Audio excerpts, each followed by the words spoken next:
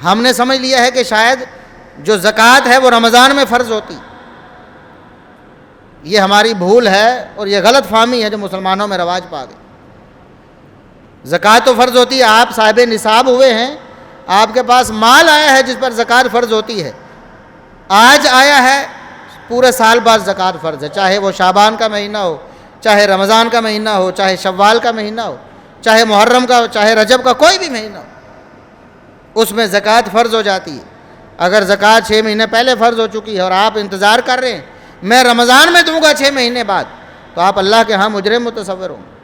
6 مہینے جرم کریں گے زکوٰۃ کو لیٹ کرنی۔ ہاں، رمضان مبارک میں نفلی صدقہ و خیرات وہ رسول اللہ صلی اللہ علیہ وسلم بڑھ چڑھ کر کرتے۔ محمد الرسول اللہ صلی اللہ علیہ وسلم کبھی صاحب نصاب ہوئے ہی نہیں، آپ نے کبھی مال جمع کیا ہی نہیں۔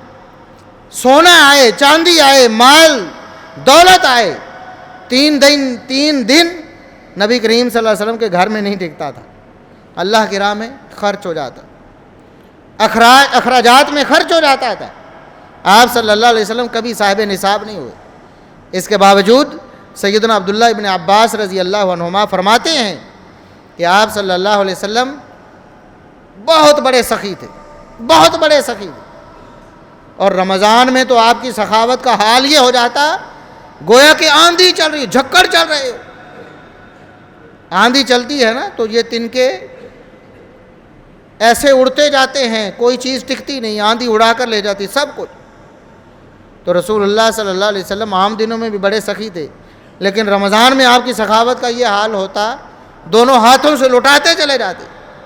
تو اس لیے رمضان مبارک میں یہ بھی اپنی ترتیب اور شیڈول میں رکھے کہ ہم نے زیادہ سے زیادہ مال اللہ کی راہ میں خرچ کر